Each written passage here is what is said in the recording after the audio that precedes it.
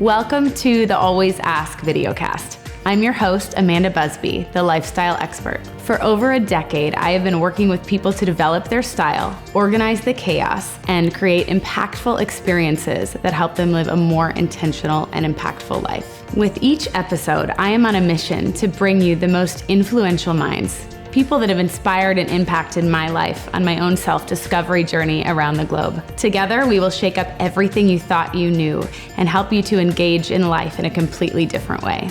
Always ask, connecting people, creating experience, curating events. Enjoy the show.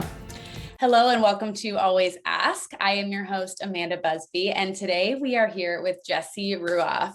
And I'm so excited to have you on the show. We've been talking about this for a while, I feel like. We have indeed. I know. And thank you for being here. Jessie is someone I met a few years ago. And I will say, first impression, I was like, who is this strong, confident, powerful woman? I was like, felt your energy right away when you walked into the room. And I was like, I need to know her. Like, what is her story? What is she about? And our friendship, business relationship has kind of evolved over the years, but Jessie is just a powerhouse woman that is so genuine, so authentic, and always doing big things. So she's involved in so many different things, but I think her primary passion and sort of goal in this life anyway, is really to help people live an elevated life. So pushing the limits, bigger, bolder, healthy, well, but really elevated, not just that normal, routine, mainstream life. She's the owner of Elvtd Movement, which is an incredible movement studio around yoga, fitness, mindset, breathing, meditation, so many things. And she's just always up to big things. So anyway, so great to have you. And tell us a little bit more, for people that don't know you, a little bit more about just what you do. We'll start there, how you got here. Yeah. Well, first and foremost, I'm super excited to be here and thank you for having me. I mean, I always love spending time with you, and having an interview with you makes my day. So awesome. How did I get here? That's a funny story. And I feel like it's until you go backwards and see forwards. Right. I was an athlete my whole life. Yep. And if you would have asked the child version of me, what do you want to do when you grow up? It would have been move all day long, right? Like bike and play sports. And I was a total tomboy, and just movement was my happy place. And so I played sports my entire life. I ended up, being a collegiate athlete. And then when I retired, had to have a totally new identity update, because when you're an athlete your entire life, and it's your full-time job in college, and then you graduate and you have to be like a regular human, you're like, now what? Right. What do I do? Life looks a little bit different now, right? Yeah. So, first major big transformation, but I continued on. I got my doctorate in traditional naturopathy. And meanwhile, kind of like the universal alignment, I became a strength and conditioning specialist, helping other elite or almost elite level athletes go to that next level. And so I started getting a lot of calls from really parents saying, hey, my kid is here and they want to go here and they want a scholarship, or they're looking to go pro, or, hey, can you help them? And I was like, why me, first and foremost, but sure. So I started creating my first business around the idea of giving athletes everything that I wished I would have been given when I went from, high school to Division I sports, which felt like from zero to the penthouse, like that, massive jump, massive, Yeah. And I felt like I wouldn't say I was unprepared, but I could have been better prepared. So I started doing, mindset. I started really studying sports psychology. I'd already been practicing yoga since I was 15, but I started to deep dive into the yoga practices and flexibility and mobility and brain body connection. I started teaching from a naturopathic standpoint, because I was raised by a naturopath, food, wellness, energy production, supplementation, things that a lot of the athletes weren't doing, because if you're not taught to supplement or to feed and fuel your body to optimal, particularly when you're a performance body, it's harder to get there, right? So I started doing all of that. And then, I finished my doctorate and really realized I didn't want to sit one-on-one all day long. And, the emotion of sitting one-on-one with people that didn't feel well, and that therapy that came through that wasn't really what was making my heart soar. Right. That's a lot of energy. I mean, you're holding space for a lot of energy in that one-on-one exchange. It's incredible. And for the people that are called and that do it well, oh my gosh, I have so much respect and love. And, I've got my team that sit with me like that. But what I really identified for me was I was better at helping good become great and great become elite. And so for me, it was putting movement in the center of that cycle. So fitness, yoga, mobility, whatever you want the movement to be, but movement, because it's an easy doorway. And it helps you to be able to use that metaphor for life. So, fast forward, my husband and I had built a business in travel, and we've been traveling all over the world and spent most of our time doing that. And then I got later, we opened at 45s with some partners, and we were growing, started as a consultant, moved as a new investor, and then became, very excited and passionate about that product and getting back really in the movement space again. And then it's my partner, Adam, that really said, when I got pregnant, you need to build your own brand, and you need to put together what you do in one place and then build it. And so, we launched Elvtd Movement. I was 6 months pregnant. We had our 3F45 studios. So we put it right in front of our Edina location. Right. And then 3 months later, quarantine and COVID happened. And so, we've been going through a lot over the last year, but gosh, it's been really cool, really challenging, probably the most challenging business year of my life, personally, physically, and professionally. In all the ways, right? Yeah. Yeah. And that really is what got us here. And thinking of more innovative, simple, sustainable, approachable ways to not only deliver high quality wellness, fitness, movement, yoga, but communicate it. And so kind of that's where we are today we're reinventing ourselves, and we're in the process of a really a relaunch, but a launch and a remarket and a remessage to be able to bring that message to the world that you are completely capable of healing and thriving and living your biggest life, because you have so much energy and optimism that you can't imagine doing anything else. I love that. It's just overflowing. So it has to go into every area of your life, right? I feel like that's your your mission, make it overflowing. That's amazing. And it's so interesting too, to go the journey to getting here, not that the journey ever stops. I mean, I feel like you'll take twists and turns as you go, but to sort of see how you started and how you where you got to is always fascinating to me, the sort of road that takes. And I love that I didn't even mention F45, but an incredible gym, incredible training, that you started with that just because your passion was moving, and then going, okay, I really need to create my own brand, my own umbrella, to really get my ideas out there, because you have so much experience. So how did you, I know that you're so much about mindset, and you're so much about the internal game, which is one reason I love taking classes with you, learning from you. It's not just the physical part. And to me, with what I do with clients and organizing, styling, I work a lot on the external, but to me, it starts internally. So where do you think that came from for you? Because to me, when you talk about the mindset and that internal game, that's a huge passion point for you, and you're so good at it. So where did that come from? I think it started when I was an athlete. It started when I was younger. And at the time I didn't realize it, right? I wasn't conscious of it. It just kind of gets ingrained with you. And then, when I started being a mentor and a teacher and a trainer and a coach, I started really deep diving into the power of, what you think about and how that expands, and how the mind drives all of your ability. And you are your greatest coach if you train that way, and your greatest enemy, right? And I think that a lot of people just slip into the latter because they're not doing enough of the forward moving work, right? They're not doing the book reading or the seminars or, getting coaching from a strong mentor. And I think being an athlete, I was just so ingrained with having a coach. How do I think about it? How do I do it better? Okay, great. Show it to me. You lose a lot of the ego component because there's really no best, I feel like particularly the higher you go in athletics, the more you realize the more you have to improve upon, right? Right. It's the more you know, the more you realize I really don't know anything. I don't know anything. Right.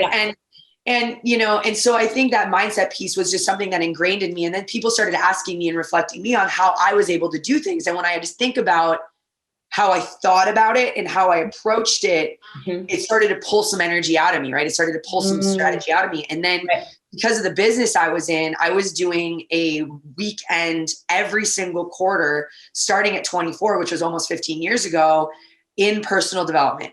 Wow. Just personal development. I mean, that was at the minimum. And so I started engaging in other practices. I mean, I had, energy workers that I worked with. I had spiritual personal development people I worked with. I had professional, I had physical, right? Where we were like learning. And I think that my desire and my craving to get better and to learn more is one of those things that I think that is, well, it's gotten me here, but it's also the piece where you only know what you know and you don't know what you don't know. And so that personal development piece, threading your mindset, I started thinking about things like the most successful people I know, or the most successful people that have lived, the happiest people I know, or the happiest people I lived. The biggest things were not necessarily just what they did, but it was why they did them.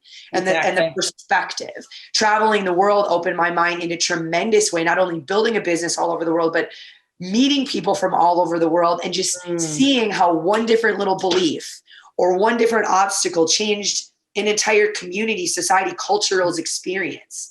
And so I got really fascinated by that. And I think also just you learn long-term that you are the constant in your ever evolving equation of life. Right. And so if you're not doing things to be aware of what drives your decisions, your thoughts, your communication, your level of bravery or fear, love or separation, all these types of things, really, what are you doing? Right? You're an automatic. You're almost like a zombie. We're on autopilot. Like what, right? We're just doing the thing. We're clocking in, we're making the moves, but there's no intentional, thought behind it. Yeah. And that can be, to me, that's terrifying, right? Like I would way rather do something and fail on my face, do something and it not be the outcome that I hoped, to learn something new rather than do nothing and have zero chance of getting there. And I think that's what mindset and personal development and athletics, and just a regular physical movement routine teaches you, is that you break down to break through, right? You break down to get stronger, but do it consciously and you do it consistently.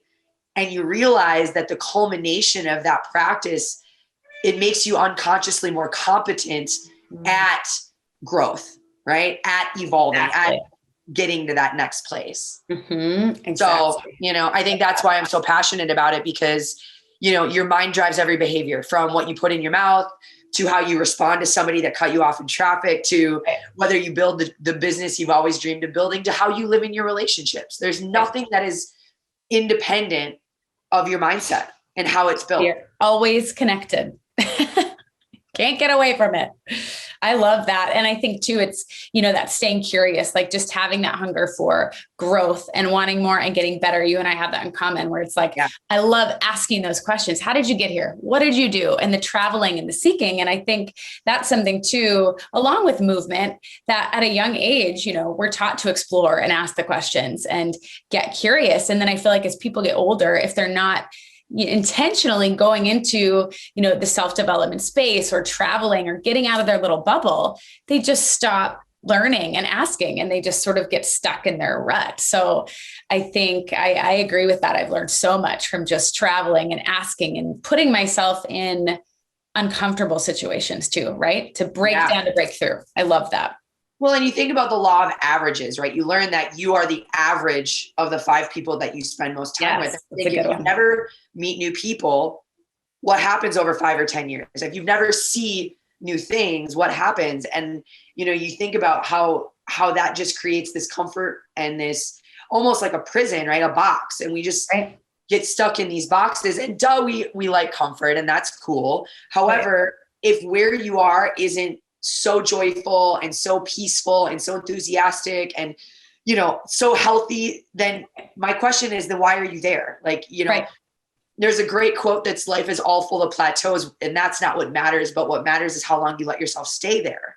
Ooh, and so if you start getting bored, or you're in the same place and it's rubbing. I always tell people, like, your intuition rubs. It starts with like a subtle feeling before it yells at you or breaks you down, right? And it's screaming and you're like, I can't miss it. Okay, I get it. But it rubs. And the first direction to look is in. Well, why am I feeling this rub? And how long do people stay in a relationship far past the point that they really want to be in the relationship, but the fear of getting out of it is bigger than staying. you know? A lot of people, same job, same relationship, same career, because it's too scary, right? But we know the growth comes through pushing through that comfort zone, right? There's always more on the other side. And I love that. And I think, like you said, as an athlete growing up with coaches and people around you, you wanted to continue that. And I think that's something too, where a lot of people stop, as kids or after college, they go, I don't need that anymore. I'm good. And it's like, where did we get that thought that that's how it should be? Like, we want that input and mentorship and, learning from people a few steps ahead of us to keep us going. So I think that's amazing. And you are so much of that, what you do at Elvtd. So how do you think, you talk about people getting stuck and they get stuck in the same rut and the same pattern, whether it's in movement or life or whatever, how have you seen people most successfully move through that? Like, what have you seen people do that you go, okay, these are some common threads? I have some on my side, but I'm curious. Well, as a movement person, I'm going to say the number one thing is change their movement. I love that. The only way to change how you feel is to physically do something different, like make a different decision. That's one of the things that I talk about in my classes all the time, is that I'm going to put you in an unusual or an abnormal or a unique pattern of movement. Not just because I think it's the smartest way to train your glutes or your core or whatever, something very kind of superficial, but because it's going to give you an opportunity to literally have to think about something in a different way. And it's going to elevate you. It's going to push you. It's going to trigger intelligence. It's going to trigger proprioception in the brain, which is new patterns of thinking. And what we forget over time is that a sedentary lifestyle creates a sedentary brain environment. You know what I mean? Like, that's a good one. You need to say that one again, right? Like, a sedentary lifestyle creates a sedentary brain environment. Because think how many people are in that. I mean, and as you get older, I mean, like, kids, I work out because I'm a sports person, or I'm an athlete, or I'm this or I'm that. I'm like, you have a body, you're an athlete. Okay. You have a body. We all have to move.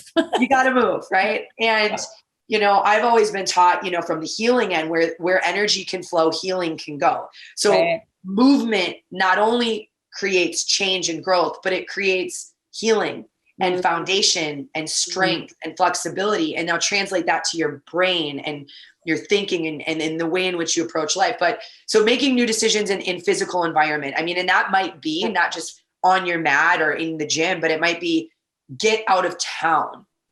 Physically make a decision to move your body, take a vacation, right?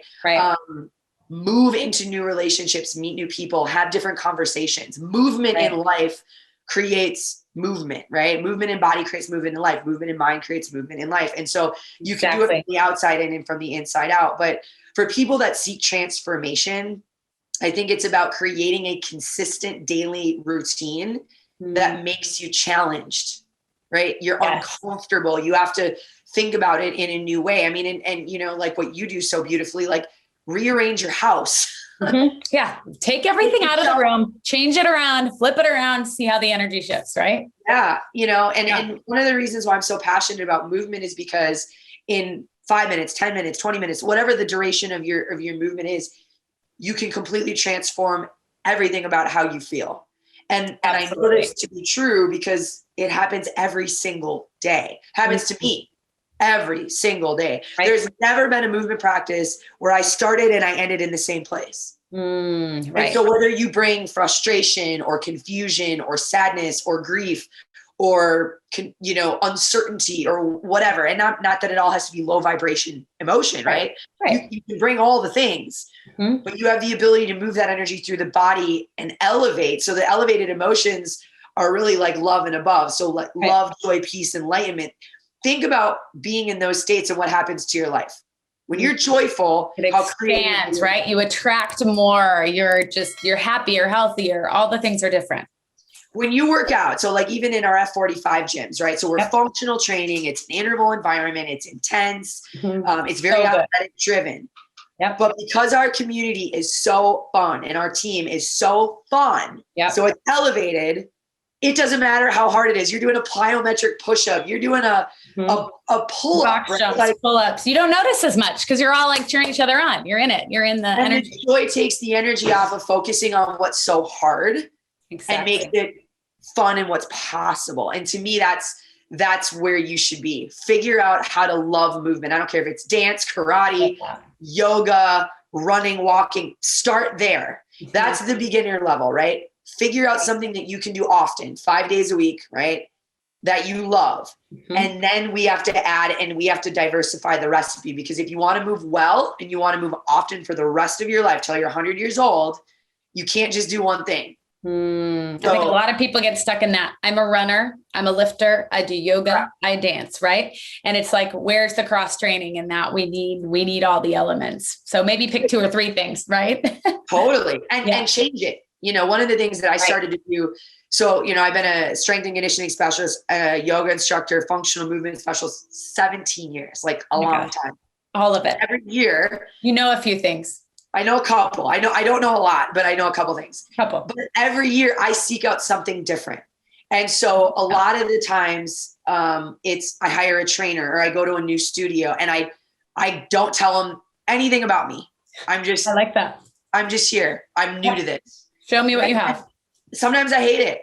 Sometimes I don't like it at all, but I commit. I do at least a month. You know, like I hired a trainer a couple of years ago and I said, I just want to do things on the rings. And, so, you know, rings, you know, like gymnastics. And I push myself to feel things in my own body in a different way, because I think it makes me a better teacher. I think that if you want to be a better liver of life, you've got to create experiences that put you in new places so that you can come out wiser and stronger and better. And then you take the things that you love and put that in your recipe, and then you leave the experience away. But once you've stretched that mind and body to something new, you can never go back to what you were. So, and I think I love to looking at it as, you know, getting into a new fitness movement routine every once in a while, changing it up, like you said, pushing those boundaries and pushing the limits in your body, and looking at it from that way as like an exciting, creative, playful change, versus I hear a lot of people say, I just got used to my routine and now it's not working anymore because I'm older, or this changed or that changed, and now I have to change it. And there's so much like resistance there and people get upset about it. So how about we, you know, flip that to, you know, bring in all these new concepts, new things that are going to make you stronger, better, you know, fitter in the end. Yeah, you make a really great point in that. And people always want to blame something, right? There's a lack of personal responsibility and accountability in a lot of those statements. I'm getting older. Well, if we don't blame age and we just look at the choices that you're making, do you agree or disagree that we could make some changes to get a different result? Right. You know, I always challenge people and I say, listen, don't defend the behavior if you don't like the result. Ooh, you always have great quotes. I'm like, I could just write down your quotes all day long. That's good. Don't defend the behavior if you don't like the result. Like there's no ego in it. Okay. And I always believe your best thinking got you doing something, whatever it is. Right.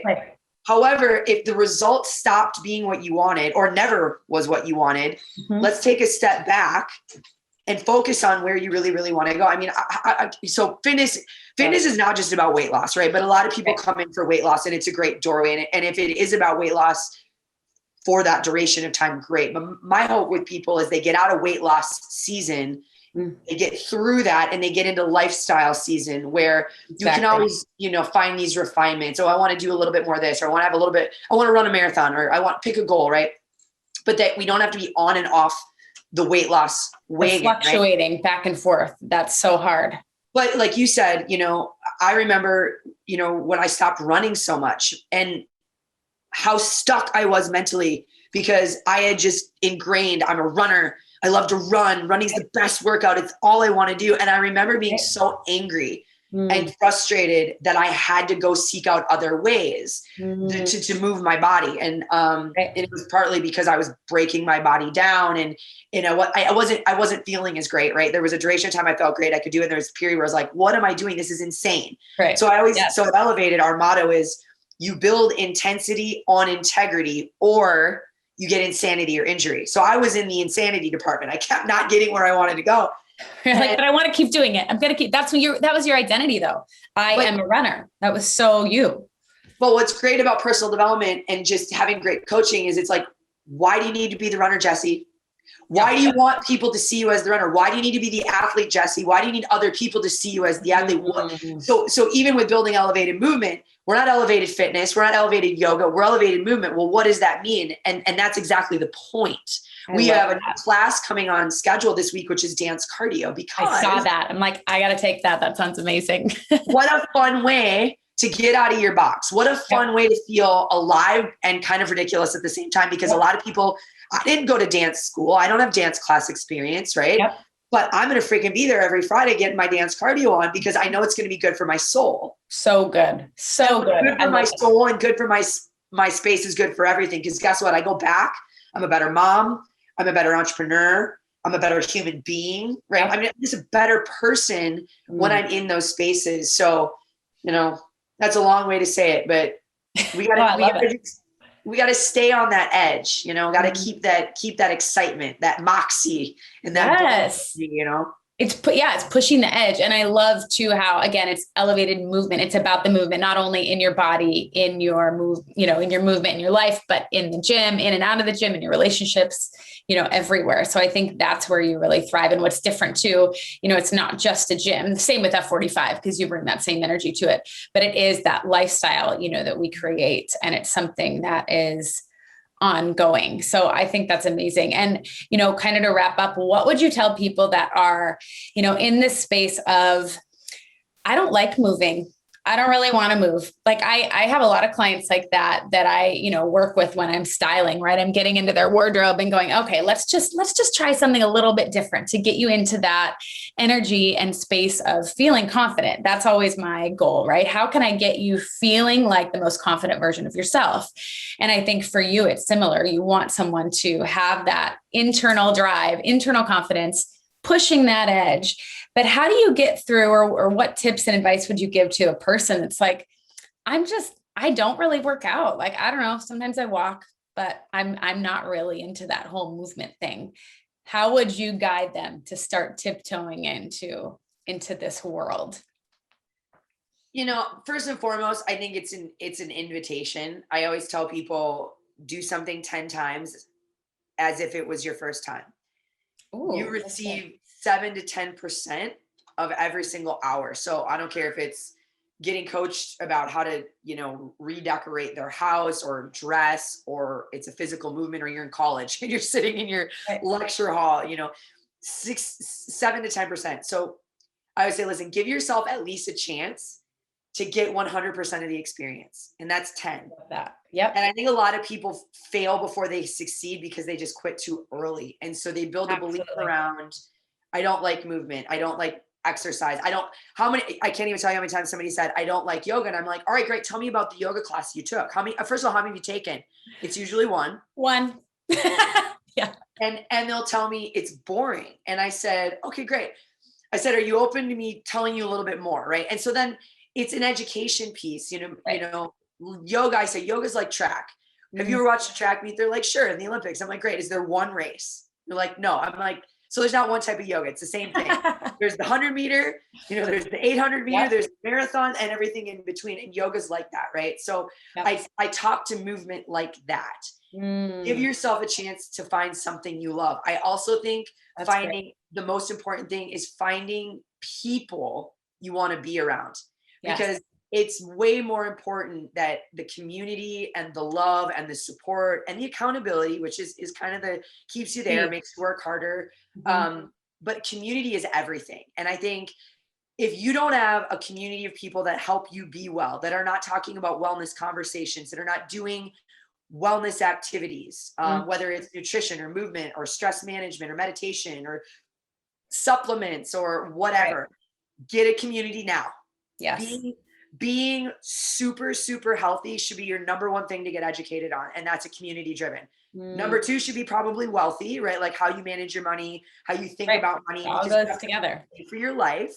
But community is going to drive that. And if you're not around people that welcome you as you are, love you for being there regardless of the outcome, and bring joy to the experience regardless to what the movement is, it's not probably going to be very fun. So that's why I tell people, and even at 45, when we opened, we gave everybody a 2 free week. This is pre-COVID, right? 2 weeks.